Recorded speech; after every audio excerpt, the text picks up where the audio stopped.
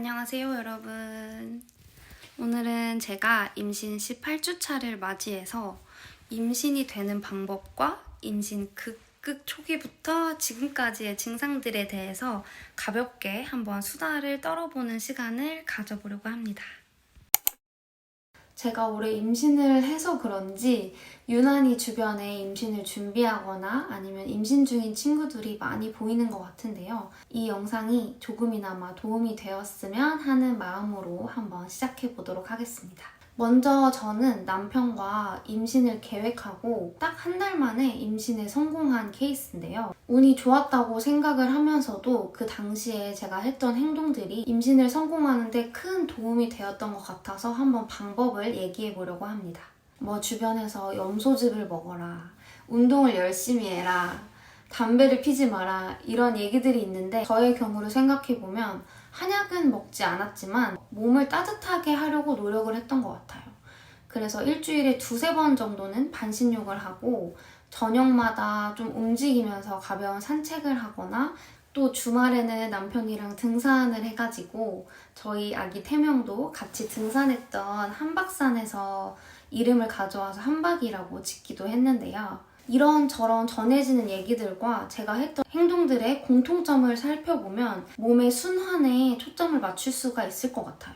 임신은 배란부터 착상 그리고 수정까지 몸의 호르몬이 결정적인 역할을 하게 되는데 과학적으로 몸을 움직이고 따뜻하게 유지할수록 호르몬이 잘 돌면서 임신을 하기 적합한 환경이 만들어진다고 하니 너무 당연한 얘기라고 생각하지 마시고 꼭 한번 반신욕이라도 실천을 해보는 걸 추천드립니다. 다음으로는 제가 임신을 성공하는 데 있어서 가장 중요한 키포인트라고 생각했던 부분이 바로 배란 테스트기를 사용하는 건데요. 배태기는 매일 같은 시간에 소변 테스트를 통해서 내가 언제 배란을 하는지를 알려주는 체외진단 의료기기입니다. 생각보다 많은 분들이 배태기 없이 가임기에 임신하면 임신이 되겠지라고 생각을 하시는 것 같더라고요. 사실 저도 이 배태기를 친구한테 선물을 받아서 사용하게 된 건데 선물 받기 전까지는 생리주기도 굉장히 규칙적이고 또 요즘엔 어플이 언제 배란을 하는지도 잘 알려주는데 굳이 배태기를 써야 할까? 라는 생각을 하기도 했는데 막상 테스트를 해보니 제가 알고 있던 예상 배란일과 실제 배란일이 일주일이나 차이가 나더라고요. 건강한 부부라도 가임기에 임신 시도를 했을 때 성공할 확률이 20에서 30%밖에 되지 않고 또 난자는 배란 후 최대 24시간까지만 수정이 가능하다는 점을 생각해보면 저는 배태기 도움 없이는 한 번에 성공하지 못했을 것 같아요. 그래서 임신을 준비하는 분들이라면 매일 정해진 시간에 배태기를 해서 임신 성공률을 높이는 게 가장 중요한 방법이라는 생각이 듭니다.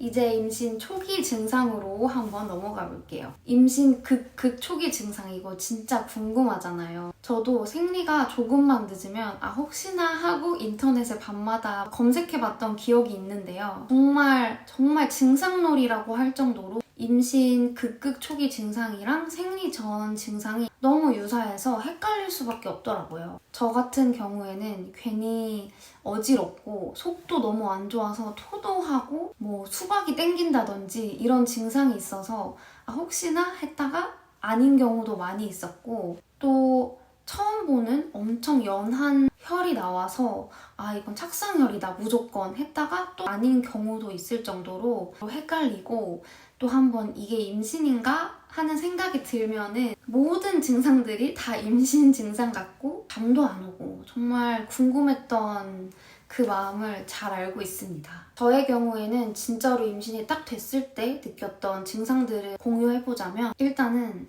가슴 모양이 변한 게 느껴졌습니다. 그 생리 전에 조금 커지는 느낌이 아니라 어느 날 딱 거울을 봤는데 응? 내 가슴이 이 모양이었나 싶을 정도로 모양이 조금 이상해서 가장 먼저 눈치를 챘었고 그리고 감기처럼 되게 으슬으슬하면서 졸리기 시작했어요. 그래서 그 당시에 출장 가면서 막 졸고 일하다가도 졸고 점심시간에 휴게실 들어가서 자고 막 이랬던 기억이 있습니다. 그리고 제 영상 보시면 임신 극 초기에 임태기 막 할 때쯤에 항상 후리스를 입고 영상을 찍었었는데 그때 가을이었는데도 되게 춥다고 느껴질 정도로 으슬으슬한 기분이 들었던 것 같아요. 영화나 드라마에 나오듯이 욱 하는 느낌보다는 감기인가 하는 그런 으슬으슬한 느낌이 임신 극초기 증상이었던 것 같아요. 그리고 PMS 증상과 비슷하게 아랫배가 굉장히 묵직하면서 아픈 느낌이 일주일 정도 갔었는데요. 여기서 진짜 중요한 게 저는 생리통이랑 똑같이 생각해서 되게 그 뜨거운 물팩 있잖아요. 그거를 배에다 계속 대고 있었어요. 근데 그게 엄청 안 좋은 행동이라고 하더라고요. 배아랑 태아는 자궁의 온도가 올라가면 굉장히 안 좋은 영향을 미치기 때문에 배에 직접적으로 핫팩이나 물팩처럼 뜨거운 거를 절대 대면 안 된다고 하는 걸 저도 늦게 알아가지고 굉장히 후회를 했는데 이 영상을 보시는 분들이라면 절대 배에 찜질은 하지 않으시는 것을 강력히 추천드립니다. 다음으로 임신 초기부터 이제 18주까지의 증상들을 쭉 한번 살펴보자면 우선 저는 입덧이 되게 심한 케이스는 아니었고 오히려 먹덧이어서 먹는 거는 굉장히 잘 먹었는데도 불구하고 한 6주차를 지나면서부터 속이 되게 느글느글해서 빨간 음식이 엄청 땡겼어요. 그래서 라면 먹고 떡볶이 먹고 회사 근처에 있는 육개장집 가서 후추를 엄청 뿌려 먹고 근데도 매운맛이 안 느껴질 정도로 속이 안 좋았고 케이크나 과자나 이런 달달한 거는 진짜 쳐다도 안 보고 상큼한 과일이나 매운 음식만 계속 먹었던 것 같아요. 그리고 9주차가 되면서 그 느글느글한 게 조금씩 가라앉으면서 먹덧이 시작됐는데 먹덧이 되게 좋아 보이지만 좋은 게 아닌 게 공복일 때 속이 너무 갑자기 안 좋아지거든요. 특히 새벽에 깼을 때나 자기 전에 이 배고픔이 해소가 안 되면 잠을 못 자고 그리고 또 뭐를 먹으면 금방 더부룩해지고 이런 패턴이 반복됐던 것 같아요. 이게 배가 빵빵해지는 게 그냥 단순히 음식을 많이 먹은 느낌이 아니어서 앞으로 아기가 태어날 때까지 이렇게 계속 더부룩하겠구나 라는 생각이 들어서 또 약도 못 먹고 그냥 생으로 견뎌야 한다는 사실이 조금 힘들더라고요. 그러다가 한 12주차 때부터는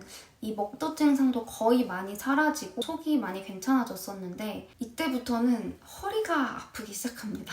조금만 걸어도 허리가 금방 아프고 그리고 두통이 제가 진짜 없는데 두통도 같이 찾아와서 설문제를 먹어도 머리가 아프고 잠을 자도 머리가 아프고 또 일하려고 앉아있으면 허리가 아프고 운전하면 또 허리가 아프고 그런 느낌들이 계속 찾아와서 좀 힘든 날들이 있었어요.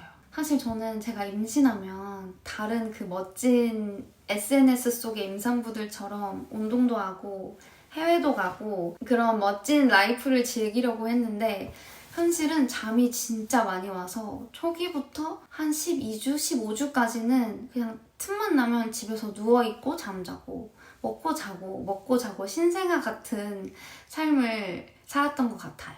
그리고 제가 임신 완전 초기에 소양증이라고 임산부 보통 중기에서 후기 정도에 온몸이 좀 가려우면서 그런 두드러기처럼 올라오는 증상이 있는데 그게 갑자기 팔 쪽에 나타나서 너무 당황하고 무서웠던 적이 있었거든요. 팔부터 간지럽기 시작해서 점점 아래로 내려와서 오돌토돌한 두드러기가 막 나가지고 너무 무서웠던 기억이 있는데 다행히 그 소양증에 온도를 좀 차갑게 해주는 게 좋고 보습이 좋다고 해서 신경을 써줬더니 금방 가라앉아서 좀 다행이었던 경험이 있습니다. 임신 초기부터 너무 보일러 온도를 따뜻하게 올리지 않고 좀 건조하지 않게 가습기도 틀어주고 보습을 잘 해주는 게 진짜 중요한 것 같아요. 이제 18주가 되니까 배가 진짜 많이 나왔어요. 초산모는 배가 그렇게 안 나온다고 하는데 저는 한 17주부터 확 느껴지기 시작해서 지금은 배를 보면 누가 봐도 임산부일 정도로 배가 많이 나오고 살도 임신 전보다 벌써 6kg나 쪘는데요. 그냥 제가 좀 잘 먹어서 더 남들보다 많이 찐 것 같기도 합니다. 제가 여러분들한테 마지막으로 드리고 싶은 얘기가 있는데요.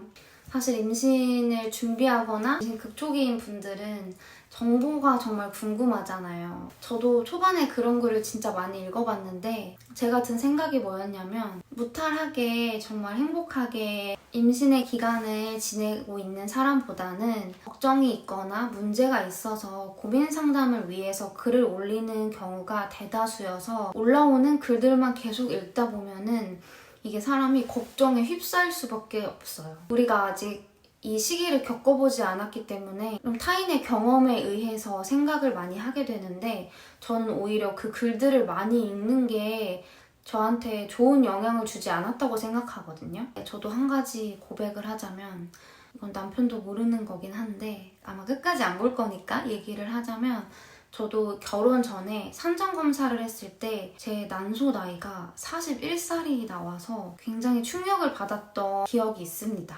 그때도 걱정을 정말 많이 했고 임신이 되지 않으면 어떻게 하지? 병원에 바로 가야 되는 건가? 막 여러 가지 생각이 들었었는데 지나고 보니 임신이 한 번에 잘 되기도 했고 걱정이 앞서서 좋을 거는 하나도 없는 것 같다라는 생각이 들었어요. 사실 임신과 출산이 정말 힘든 점이 많은 건 사실이지만 그래도 정말 기쁘고 행복하고 축복받는 일인 것인 만큼 한 번뿐인 이 시기를 좀 더 편안한 마음으로 즐기면 어떨까 그런 생각이 들었습니다. 물론 앞으로 어떤 일들이 일어날지는 모르겠지만 그때그때 느끼는 것들을 또 이렇게 영상으로 남겨보도록 할 테니 다음 영상도 기대해 주시고 궁금한 게 있으면 댓글로 남겨주시면 성심성의껏 답변해 드리도록 하겠습니다.